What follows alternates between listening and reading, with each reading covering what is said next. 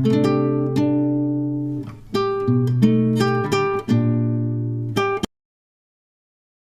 পাওয়ের রেসিপিটা বানানোর জন্য প্রথমে পাও ভাজির ব্রেড নিয়ে নিয়েছি।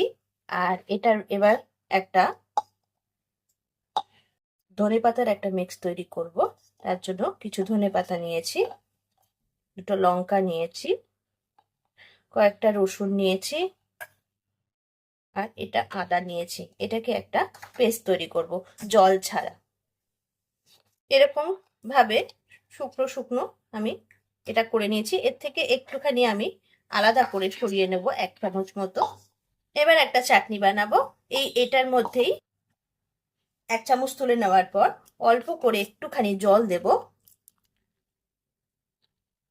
হাফ লেবু দিলাম, খুব সামান্য পরিমাণে একটু চিনি দেব, এটা আপনারা স্কিপ করলেও করতে পারেন, আর একটু নুন দিলাম। এবার একটা এটার চাটনি বানিয়ে নেব। চাটনিটা আমার একদম তৈরি হয়ে গেছে। এবার পাও ভাজিটার ব্যাটারটা বানানোর জন্য এখানে আমি পরিমাণ মতো একটুখানি বেসন নিয়ে নেব, পরিমাণ মতো নুন নেব, একটু খাবার সোডা নেব, অল্প পরিমাণ হিং নেব, নিয়ে এটা একটা স্মুথ ব্যাটার তৈরি করব। অল্প পরিমাণে একটুখানি হলুদ নিলাম,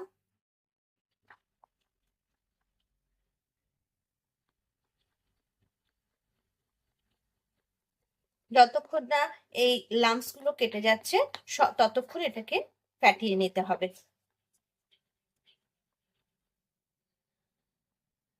ব্যাটারটা এরকম হবে, খুব ভারীও হবে না, খুব পাতলাও হবে না।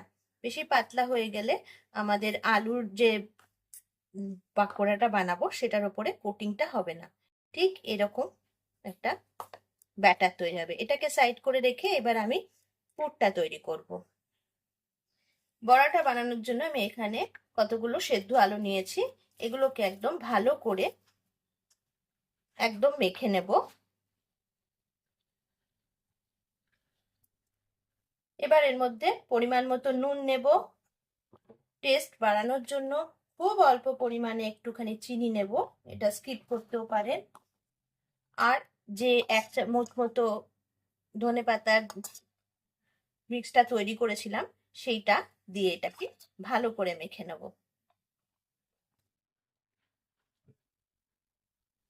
এটা একদম তৈরি হয়ে গেছে। বড়া পাওয়ের মধ্যে একটা শুকনো চাটনি দেওয়া হয়, সেটা বানানোর জন্য আমি প্রথমেই যে ব্যাটারটা বানিয়ে রেখেছিলাম বেসনের, সেটা দিয়ে একটা ঝুড়ি ঝুড়ি মতো, ঝুড়ি ভাজা মতো একটু বানিয়ে নেব বেসনের।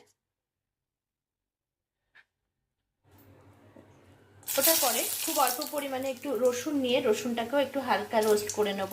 একটু রোস্টেড বাদাম নিয়েছি, সেটাকেও একটুখানি হালকা তেলে নাড়িয়ে নেব।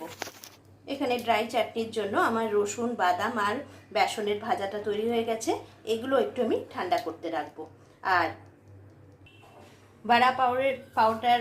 বড়াটা বানানোর জন্য ওই তেলের মধ্যেই একটু সর্ষে ফোড়ন দেব, একটু কারি পাতা দিয়ে দিলাম।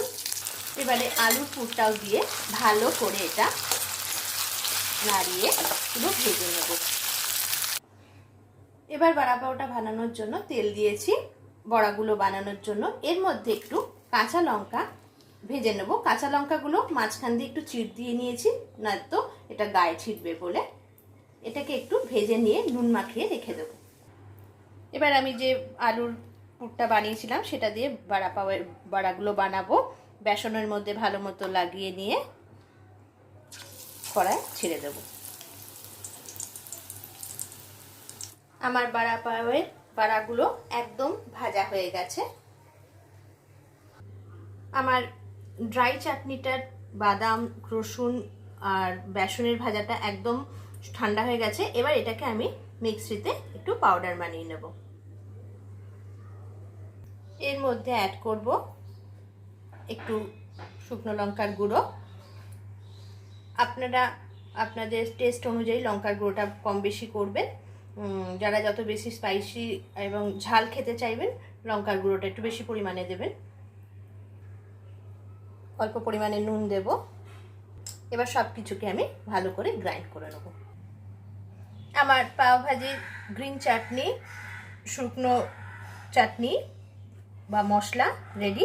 এবার আমি পাওভাজি ব্রেডগুলোকে ঠিক মাঝখান থেকে এরমভাবে সবকটা কাট করে নেব। পুরোটা কাটবো না, একটু আটকা থাকবে। আমি পাওভাজি ব্রেডগুলোকে হালকা একটুখানি সেঁকে নিচ্ছি,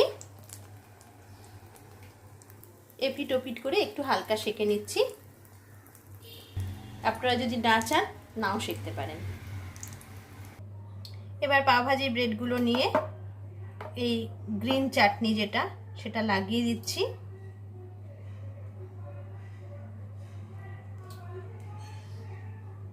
যে গুঁড়ো মশলাটা বানালাম সেটা দিয়ে দিচ্ছি, দিয়ে একটা বড়া নিয়ে এর মধ্যে দিয়ে দিলাম, আর যে লঙ্কা ভেজে রেখেছিলাম সেই লঙ্কাটাও এর মধ্যে দিয়ে দিলাম।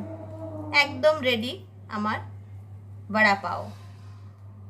এভাবে আমি প্রত্যেকটা রেডি করে নেব। আমার বড়া পাও একদম রেডি।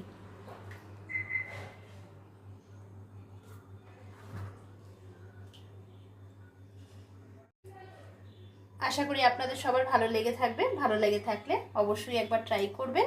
আমার ভিডিওটি এতক্ষণ দেখার জন্য থ্যাংক ইউ।